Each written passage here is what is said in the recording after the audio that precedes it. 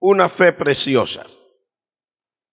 Aquí en este verso que encontramos en la Escritura, usted y yo vamos a encontrar tres cosas importantes de las cuales queremos hablar para la edificación, tanto de aquellos que por alguna razón todavía no están en el camino del Señor, sirviéndole a Dios de acuerdo a su palabra, y por eso no tiene seguridad de vida eterna, o para aquellos que ya estamos en este camino, que ya hemos aprendido lo que el Señor nos dice. Hay tres cosas importantes, dos están descritas con una sola palabra, o con una palabra respectiva. Primero dice Simón Pedro, siervo. Segundo dice apóstol. Y tercero ya dice a los que habéis alcanzado por la justicia de nuestro Dios y Salvador Jesucristo una fe igualmente preciosa que la nuestra. Entonces, son tres cosas diferentes. La primera palabra, cuando dice siervo, Simón Pedro, siervo de Jesucristo, se está refiriendo a su posición como hijo de Dios dentro de la iglesia. Para nosotros, la palabra siervo quiere decir una persona que ayuda, pero a veces por razón de el trasfondo histórico no lo entendemos completamente. En el trasfondo histórico quiere decir en el lugar donde esto se está hablando, y en la época en que se está hablando, la palabra siervo tenía una connotación diferente a la que hoy tiene entre nosotros.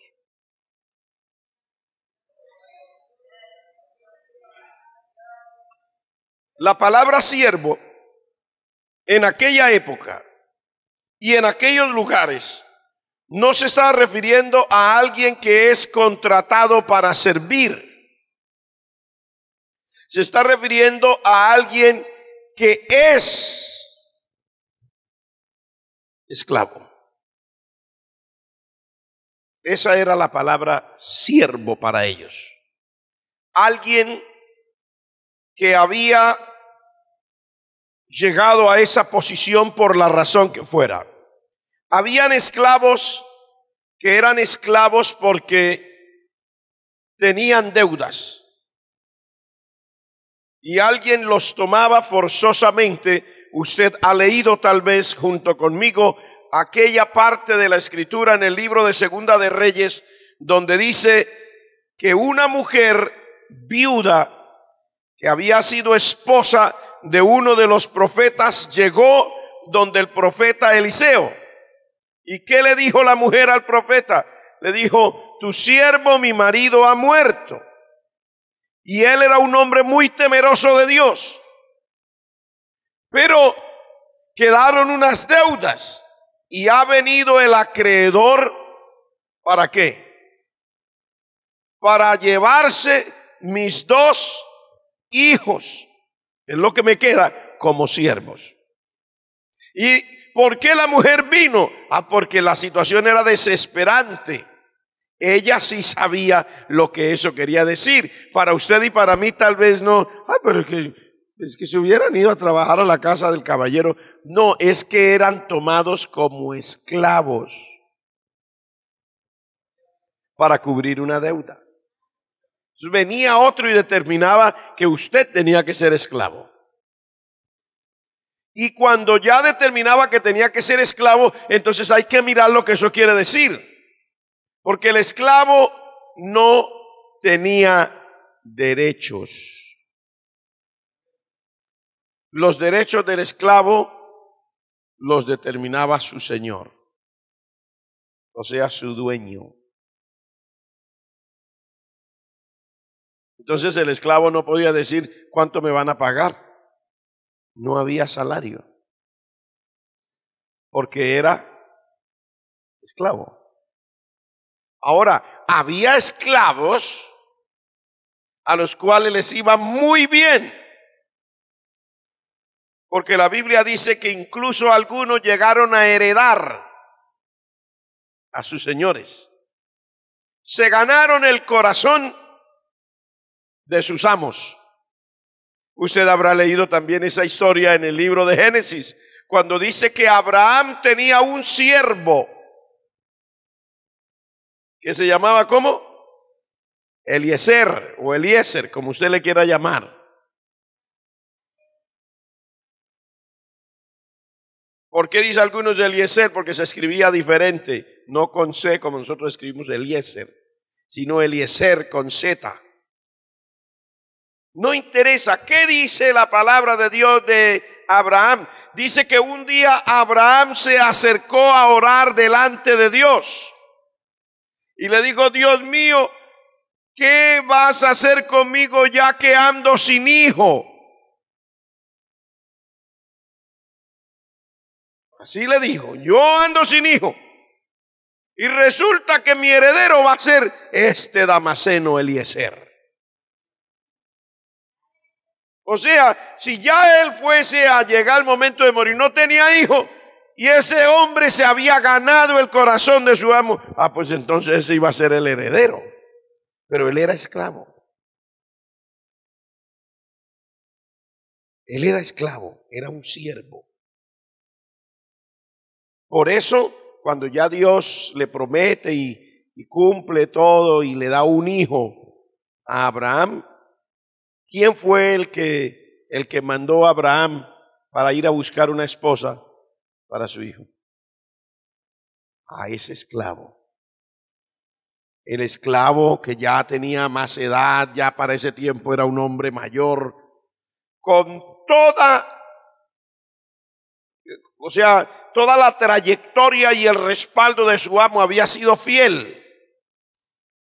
Y le dijo: toma esto y esto y esto y esto y vete a tal lugar y trae de allá una mujer para mi hijo. Y mire que ellos eran esclavos. Se fue con todo, se fue con camellos, llevaba cosas de oro, llevaba dones, llevaba regalos y se fue hasta donde iba a ir y volvió. Porque hubiera sido otro esclavo, se va, se pierden los camellos, se pierde el oro, se pierden los regalos y se pierde el esclavo.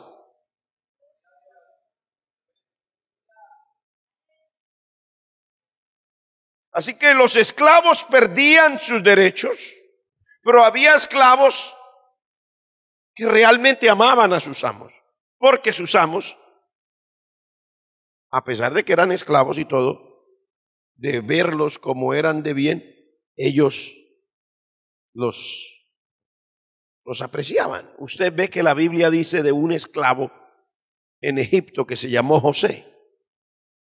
Dice: los que lo llevaron lo vendieron y un egipcio lo compró como esclavo. Pero dice que como todo lo hacía tan bien, ¿se da cuenta? Como todo lo hacía tan bien, llegó a escalar en el corazón de su amo hasta que el amo dijo: pues usted va a ser el mayordomo de mi casa. Y era un esclavo. Pero ¿cuál era la diferencia? Que como esclavo, así le fuera bien, él no se debía ir de la casa de su amo. Él lo trataba bien y le dio posiciones, pero no quería decir que le había dado la libertad.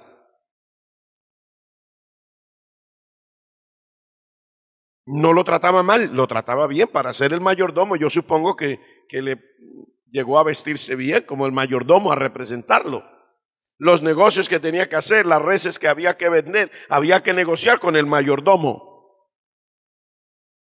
Porque dice: le puso en las manos de José todas las cosas.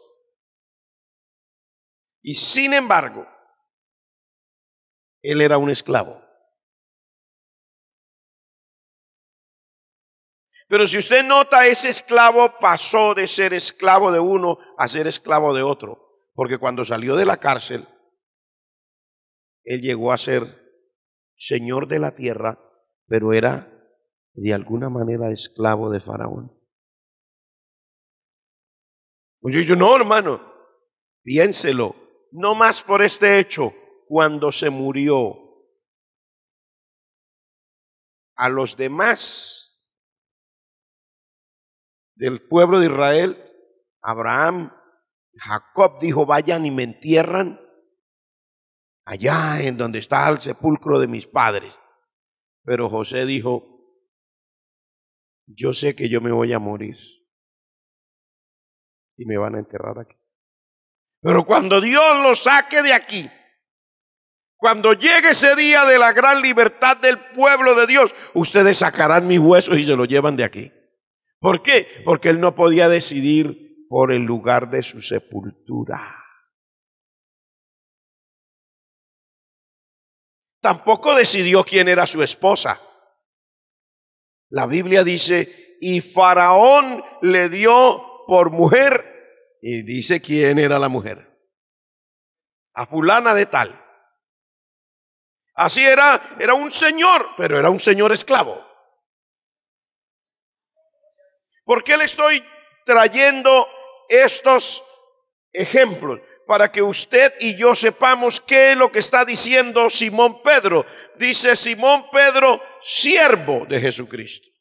O sea, esclavo de Jesucristo. El Señor nos trata bien. ¿A cuántos los ha tratado bien? Levante la mano los que el Señor los ha tratado bien. A mí me ha tratado de maravillas. A mí me ha tratado de maravillas. No soy merecedor de toda la gracia. Usted dirá, ay, sí, porque es pastor. No, me ha tratado de maravillas desde antes de ser pastor. Ahora que soy pastor me trata de maravillas. Y le sirvo. Pero ¿sabe una cosa? La palabra de Dios dice, esta es la palabra de fe que predicamos. Que si creyeres en tu corazón y confesares con tu boca que Jesucristo es el Señor, o sea que tú eres esclavo. ¿De quién? De Cristo. Y también creyeres en tu corazón y confesares con tu boca que Dios Padre lo levantó de los muertos, o sea que usted tiene un Señor que está vivo. Porque para algunos sería fácil de ser siervos o esclavos de un Señor que está muerto. Pero aquí dice, sea esclavo de un Señor que está vivo. ¿Para cuántos Jesucristo vive? Levante la mano aquellos para cual Jesucristo vive.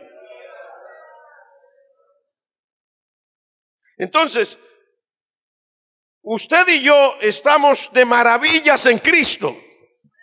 El Señor nos dice, por ejemplo, no se preocupe por el día de mañana, yo le doy, pero ¿qué le está diciendo?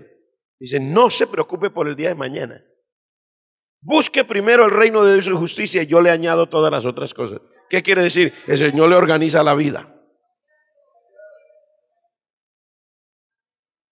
El Señor le dice, salid de en medio de ellos, pueblo mío. Está refiriéndose a la sociedad que no conoce a Cristo, o sea que no podemos vivir de acuerdo a cómo vive la sociedad de este mundo, en las cosas que no le agradan a Dios, salir de ahí, de en medio de ellos. Alguien dirá, no, pues entonces si yo voy a ser esclavo de Jesucristo, entonces mejor dirá el amigo, la amiga, el que no conoce, o aquel que está así como medio sancochado en el camino de la vida cristiana. No, pues entonces yo mejor me voy para allá afuera donde yo sea libre. ¿Libre de qué? ¿Sabía usted que en esta vida o usted es esclavo de Cristo o es esclavo del pecado y del mundo? Porque cuando usted es esclavo de Cristo, usted se hace esclavo de Cristo voluntariamente. Usted le dice al Señor, aquí está mi vida, Padre Celestial, te entrego mi vida, te pido que Jesucristo, tu amado Hijo, entre a mi corazón, me salve, me cambie, me transforme, me liberte, me haga nueva criatura y yo te entrego todo mi ser. Pero cuando usted no es voluntariamente, no entrega su vida a Cristo, entonces es esclavo del pecado. Y sin darse cuenta, es esclavo del diablo. Por eso usted ve una sociedad como la nuestra, anuncia por televisión y lo dicen rapidito, ojalá que no se entienda mucho, ¿cierto? El consumo del alcohol es perjudicial para la familia. Si lo pone despacio, ¿qué le está diciendo? Ojo que el consumo del alcohol es perjudicial para la salud, según el decreto del gobierno número tal. Pero rapidito para que no me entienda y tómenselo bastante. Y luego le pinta a una mujer, no sé qué tiene que ver el alcohol con una mujer, ¿no? Pero le pinta a una mujer, le da con una mujer allí a medio vestir o a medio desvestir, como usted la quiera poner. Y luego también le pasa otro anuncio y le dice, cuando le van a vender cigarrillos, el consumo de tabaco es perjudicial para la salud, le puede producir cáncer. Usted no entiende bien qué es lo que quiere decir, que el consumo del tabaco es perjudicial para la salud y le puede producir cáncer. Fuimos a visitar a una persona en el hospital, un hermano de la iglesia, y al lado había un señor, caballero, pobrecito, muy anciano, con una máscara de oxígeno, tratando, y yo le pregunté, y el hermano dice, no, es que él está aquí, ya no tiene no tiene pulmones, mejor dicho, se los acabó el cigarrillo. Eso es lo que dicen en la pantalla del televisor. Lo que quiere decir es que allá va a ir a dar uno si practica eso. Y así cada cosa es una obligación decir rapidito, a la carrera. Al gobierno no le interesa si lo dicen despacio o rápido. Lo que interesa es que algunos lo digan. Pero se vuelve la persona esclavo del pecado. Y el pecado no perdona. Cristo sí perdona. ¿Cuántos me entienden lo que quiero decir? El pecado no perdona, Cristo sí perdona. La sociedad no perdona, Cristo sí perdona. Cuando uno viene delante del Señor y dice, Señor, perdóname. Dios mío, perdóname, me equivoqué. He cometido una falta grave, un pecado contra ti. Perdóname, el Señor lo perdona. Usted viene del mundo vuelto nada, vuelto pedazos. Cada uno con su propia historia. Y el Señor lo perdona. La historia de todo el mundo no parece tan trágica, pero es igualmente trágica. Piense usted, yo a cada rato voy conduciendo el vehículo, voy en un carro y cuando veo pasar los motociclistas digo, me da pesar. La gente dice, ¿por qué le da pesar? Porque yo lo veo como pasan, están emocionados. Y yo digo, me da un pesar. A algunos les da rabia, a mí me da pesar. Es fastidioso porque uno va en el tráfico y es fastidioso que uno se le atraviesa, pero a mí me da pesar. ¿Y pero por qué le da pesar? Digo, porque me imagino la madre en la casa esperando a su hijo. Me imagino a los hermanos esperando a su hermano. Un día de estos no le llega al hermano sino la noticia. ¿A usted le parece que eso es mucha alegría? Pero el pecado enceguece. Muchos de esos muchachos jóvenes o personas, ellos no van borrachos. En las noches o cuando puede ir borracho, pero normalmente no va borracho, pero de alguna manera el pecado enceguece y no piensa el cliente, por aquí es más bonito, y yo soy el rey de esto. Hasta que ¡bum! Queda como el rey.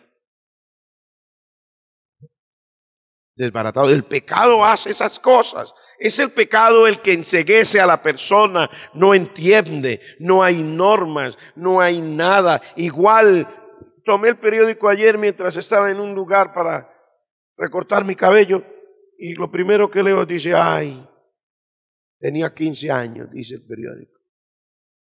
Y el papá le decía que no se fuera y mijito no se vaya a esos partidos de fútbol. Dice la historia que leí en el periódico. Y el papá no lo dejaba ir. Pero ese día, dice, el papá llegó. Y en lo que el papá entró tal vez a quitarse los zapatos y ponerse sus sandalias, el muchachito ya no estaba. Se fue corriendo. Y el papá, por lo menos es lo que dice el periódico, que él salió corriendo a ver a fulano, ¿dónde está? Con 15 añitos. Usted sabe lo que es uno de padre. No lo encontró. Pasó la tarde, se había ido a su famoso fútbol, estaba haciendo la fila, llegó otro igual enceguecido por el pecado, abrió fuego, le disparó en la cabeza, alcanzó a herir a 3, ese se fue directamente a la eternidad, un niño de 15 años. ¿Es el pecado el que hace eso? ¿O no? Todo el mundo sabe las tragedias del dichoso fútbol. Es tan anunciada la tragedia que cuando va a haber un partido llevan policías en caballos, policías en carros, policías en motocicleta, policías dentro del estadio, policías fuera del estadio, policías más allá del estadio, porque la tragedia ya está anunciada. Usted verá que no hay una patrulla de la policía aquí al frente de la iglesia.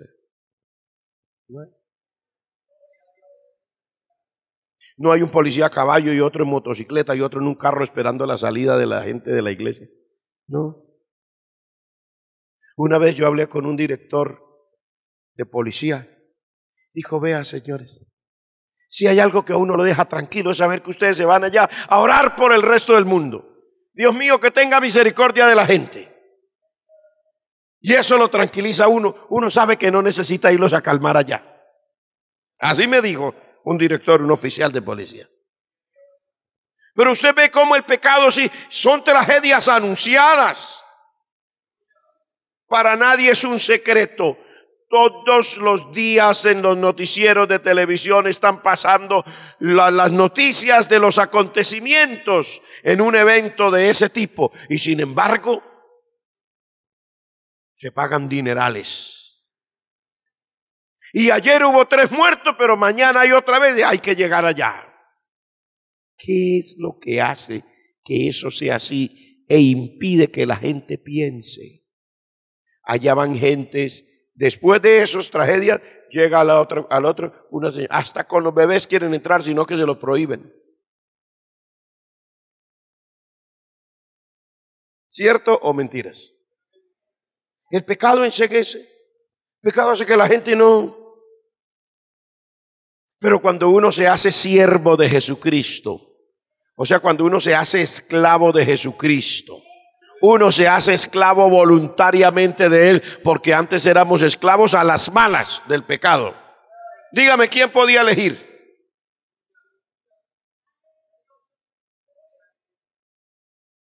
Usted encuentra al borracho golpeando la botella contra la mesa. ¡Ah, esto sí es vida! Y la casa con falta de mercadito, los hijos con zapaticos viejos, yendo a la escuela con el cuaderno de hace 100 años porque no hay para comprarle uno. Pero él siente que eso sí es vida, porque el pecado enceguece, es esclavo del pecado. No solamente usted va a hablar del pecado como el borracho, usted dice, yo no soy borracho. Leí otra noticia y dice, encarcelada mujer por mentir. Y me llama la atención porque no es como muy usual oír esa noticia. Y dice, cuando leo el párrafo, dice, sí, encarcelada mujer por mentir. Un juez la mandó a 1 año y 4 meses de cárcel. Porque por varias ocasiones a ella le gustaba decir que fulano la había violado. Y cuando iban al asunto, examinaban, no había rastro de que fulano la hubiera violado. Le hacían los exámenes médicos y eran mentiras. Hasta que en la 4ª, no sé cuántas veces, el juez dijo, listo señora, se va para la cárcel, y se le acabaron las mentiras. Mire usted, no era esclava en ese momento ni del licor ni de nada. ¿De qué era esclavo? Y sabe, me causó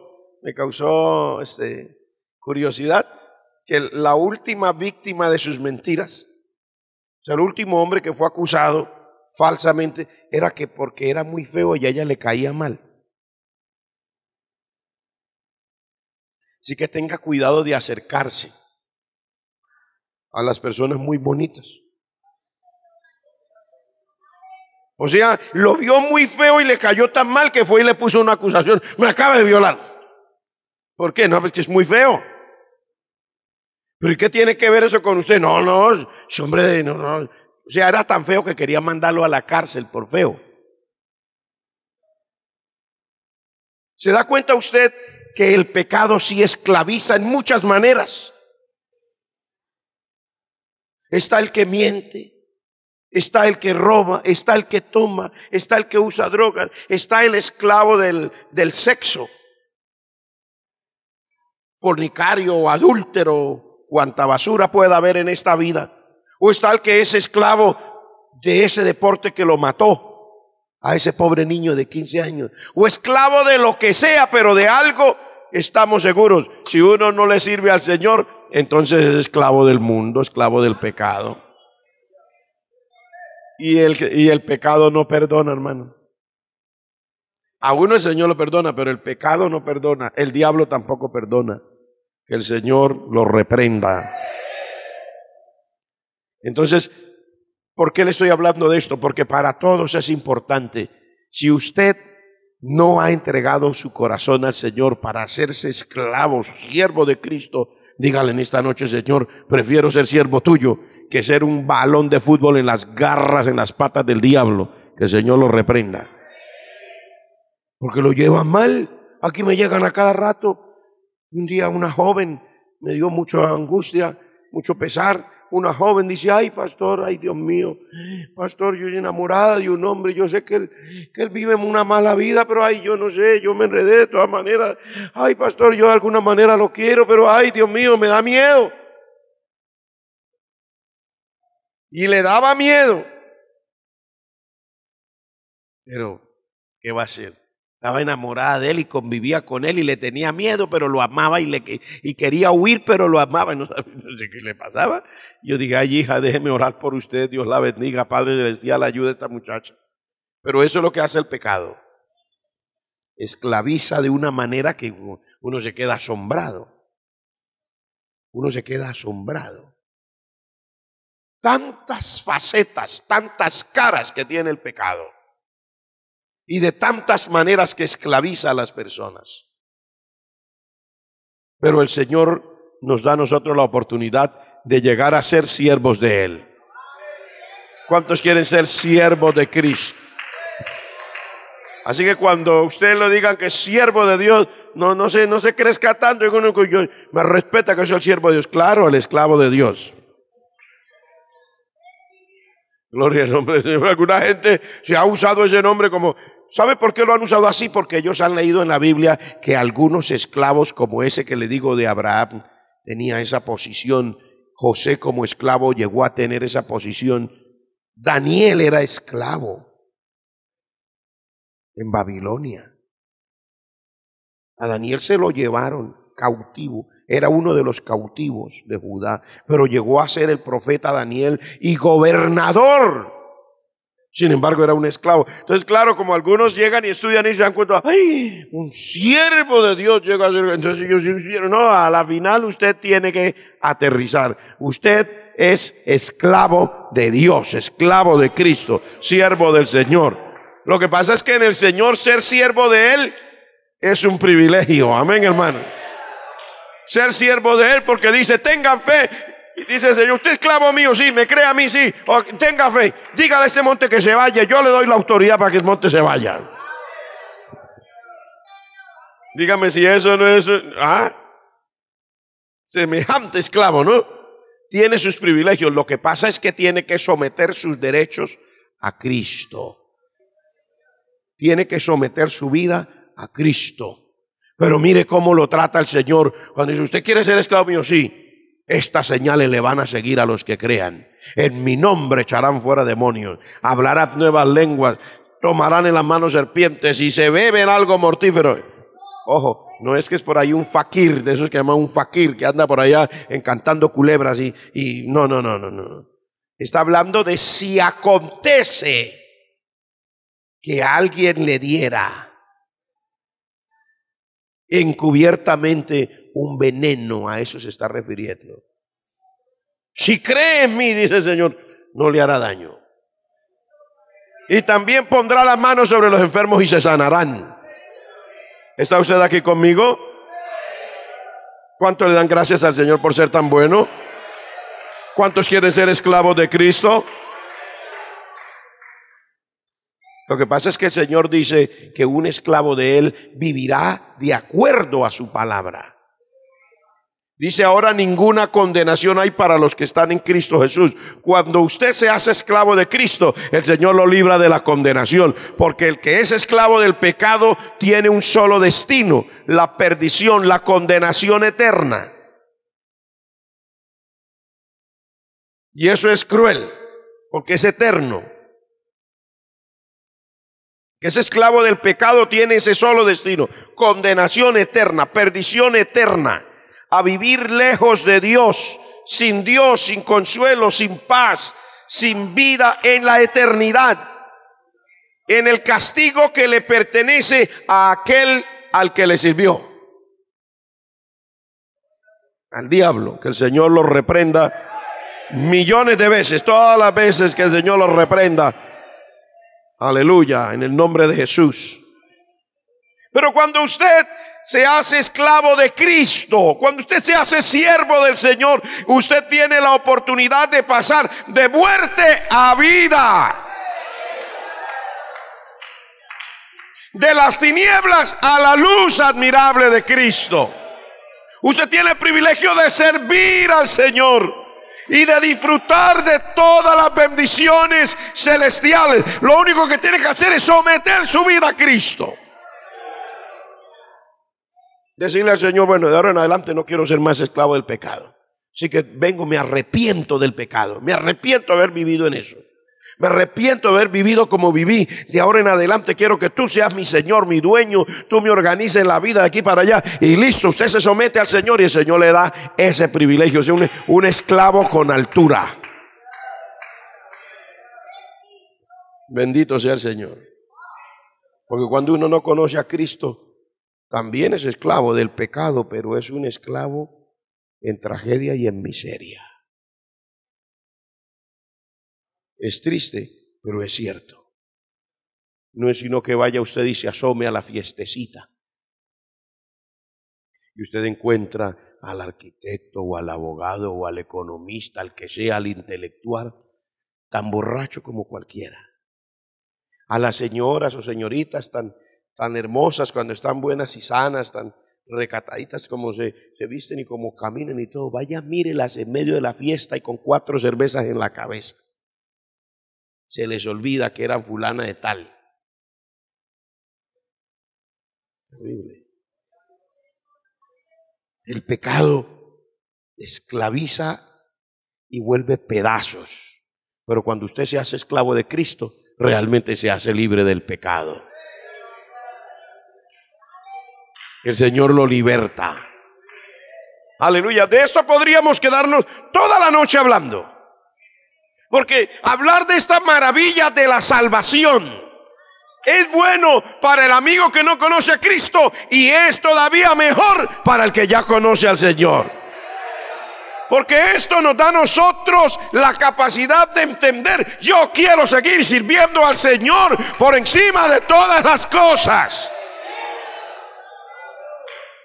Yo no sé usted, pero yo quiero seguir sirviendo al Señor. En medio de las circunstancias, hermano. Yo solamente recuerdo la experiencia de mi vida, los años que llevo en el Señor, cuando ha habido, por ejemplo, necesidad de un plato de comida porque no lo he tenido. Ay, poderse uno arrodillar y decir: Señor, te pido que me suplas hoy el pan nuestro de cada día. Y aunque uno no tenga trabajo ni salario en el bolsillo, ver llegar ese pan de cada día, eso no es cualquier cosa. Eso es la mano del Señor. Yo he visto con mis propios ojos, he experimentado en mi propia vida, la gente tocando a la puerta de mi casa con el pan que yo pedí ya preparado y calientito. Sí, perdone, pastor, disculpe, hermano, no sé si le ofendo. Es que estaba en mi casa cocinando y me acordé de ustedes. Se me dio por traerles una pruebita de lo que acabamos de hacer. Disculpe la ofensa. Sí, con mucho gusto, está perdonada, Dios le bendiga, está perdonada. Eso no le sucede a cualquiera, le cuento. Eso es ser esclavo de Cristo. Eso es lo que significa, pero usted no viene aquí por un plato de comida calientito que le van a traer por uno estar de vago, no. No, el Señor lo conoce a uno y sabe cuando de verdad uno en su sinceridad trabaja y ya no hay más y no hay salario y no hay, pues uno tiene que creerle al Señor. Es tan bueno ser esclavo de Cristo, gloria al nombre del Señor. Levante la mano los que le dan gracias a Dios por ser esclavos de Cristo. O saber uno que no tiene el trabajo y poder orar al Señor: Señor, te ruego que me dirijas, ya sea que me guíes a donde me van a dar empleo, o Señor, que tú me guíes a ver qué tipo de trabajo yo puedo hacer por mi cuenta. Y yo les digo, ahora le sirvo al Señor solo en el ministerio, pero en el tiempo que yo dependí de lo material para las cosas normales de la vida, siendo adolescente, siendo un niño, nunca me quedé sin trabajar una semana porque no hubiera trabajo. Siendo niño y adolescente, porque el Señor siempre me guiaba a hacer algo. Yo recuerdo que nunca mi hermano mayor, él me decía: ayúdeme por ahí a hablar, mi hermano mayor. Yo siempre creía al Señor. Y siempre oré al Señor, lógico, no, a veces el trabajo no era el más bonito que usted puede imaginarse.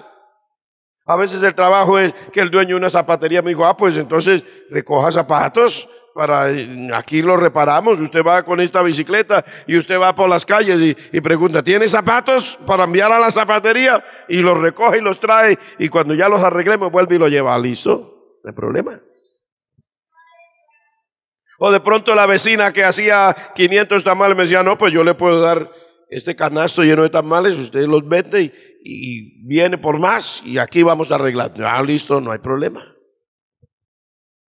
Puede haber sido el trabajo más sencillo, pero nunca me quedé sin trabajar, porque el Señor siempre me oyó mi oración: Señor, yo quiero ser una persona útil en la sociedad y trabajar. Entre las muchas cosas, pues hice de todo. En ese tiempo no era esta cerámica, le llamaban baldosín. Se hizo baldosín. Llegué a ser oficial haciendo baldosín cuando tenía 12 años. Ustedes dirán: no, hubo una pelea en la fábrica entre unos trabajadores y el administrador a golpes, porque no entendían por qué yo tenía el derecho de ser un oficial. Pero si a mí me iba bien, yo sacaba más producción que ellos. Y el administrador decía: pero ¿cómo lo voy a votar si ese hace mejor que usted? Entonces a los golpes. Y yo al final, después de varias cosas de esas, yo me retiré y me fui a hacer otro trabajo. Pero a lo que me estoy refiriendo no es que usted ame al Señor por el trabajo, sino cuando usted es esclavo de Cristo, hasta eso tiene usted. La bendición de pedir al Señor y que el Señor le oiga y le dé, hermano. Si no hay más que hacer, aunque sea empanadas, hacía yo con el último salario que recibía, y salía y vendía las empanadas y las vendía todas. Porque Dios es bueno. Luego, lógico, son las épocas que todo el mundo tiene que pasar, ¿no? Pues el Señor me permitió también seguir estudiando y hacer todas las demás cosas que normalmente se hace. Y pues aquí vamos, ya estoy con esta cabeza ya canosa, pero todavía el Señor, todavía oramos: Padre Celestial, todo el dinero que se necesite para construir, y ahí vamos haciendo la casa del Señor. Vamos creyendo, vamos haciendo. El privilegio de uno servir al Señor es muy grande. No se vuelva esclavo del pecado. Si ya fue libre del pecado, eche el pecado a un lado, déle una patada en el nombre de Jesús y sírvale al Señor. Dele a Dios todo su corazón. Pero si usted, amiga y amigo, está aquí sin esta salvación, mire, yo le digo, usted no sabe lo que se está perdiendo. Usted no sabe lo que se está perdiendo. Aparte de todas estas bendiciones de poder tener la oportunidad de orar, clamar y ver la respuesta de Dios, usted también se está perdiendo lo más grande, que es la vida eterna. Cuando usted termine sus días aquí, ¿qué va a hacer? Entonces, bueno, yo quería hablar de 3 cosas, pero hablé solo de una, ¿cómo les parece? Y cualquiera diría, de un verso va a predicar. Sí, señor, de un verso. Pero no me alcanzó el tiempo para hablar de un verso. ¿Por qué? Porque esta palabra es viva. Dios lo conoce a uno y usa su palabra para llegar al corazón de las personas. Yo sé que aquí hay amigas, amigos, jovencitas, damas, caballeros, personas que tienen en su corazón necesidades muy grandes.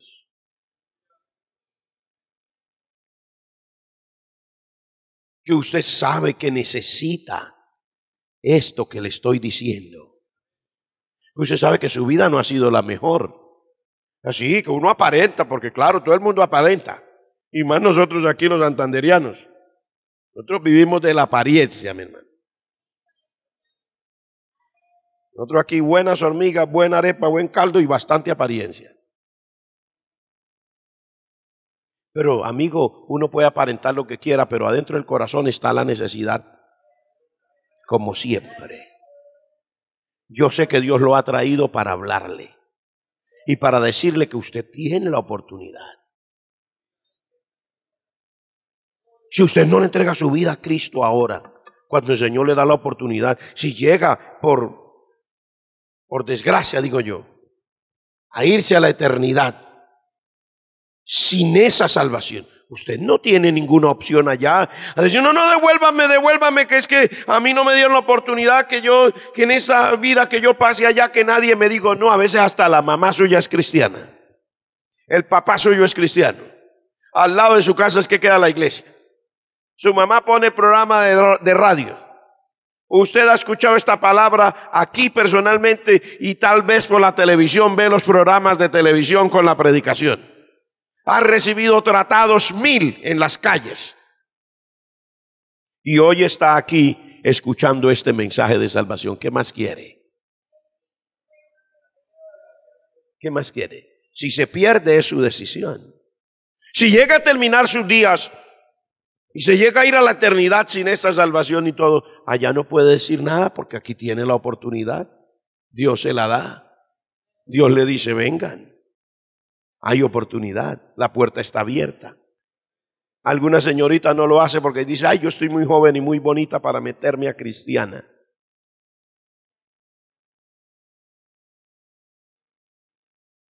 Una señora dice, ay, yo no tengo tiempo para esas cosas, esa gente allá no le gusta nada de lo que a mí me gusta. Un caballero podría decir, no, yo tengo como 5 novias, entre comillas. Yo no las voy a dejar por meterme a cristiano. Y así cada uno va buscando su excusa. La Biblia dice que, y ya con esto termino, dice que un hombre, un dueño de una gran hacienda, que era señor de una tierra, hizo una fiesta de bodas y mandó a los siervos a ir a que trajeran a los convidados. Y cada uno le dijo, no, yo acabé de comprar un par de bueyes, una yunta de bueyes, tengo que ir a probarlos. El otro le dijo, no, es que yo acabo de recibir un negocio, tengo que estar pendiente porque esa es la arrancada. Y cada uno puso su excusa. ¿Cuál es su posición en esta noche? El dueño que tenía su boda preparada dijo, ¿sabe qué? La boda de mi hijo, porque era la boda del hijo, se va a llevar a cabo y va a estar llena de invitados. Si aquellos a los que les dije que vinieran no quisieron venir, no se preocupen, vayan por las veredas, por las encrucijadas de los caminos, y si hay cojos, dígales que den un buen baño, pásenle esta ropita, vístalos bien y tráiganlos. Si hay ciegos, hagan lo mismo y tráiganlos. Tráigame a los que sean, pero mi casa se va a llenar con invitados porque es la boda de mi hijo. Y lamentablemente eso le pasa a la sociedad. Muchos podrían rechazar el evangelio, pero Dios va y busca a otro para que lo reemplace al que no quiso.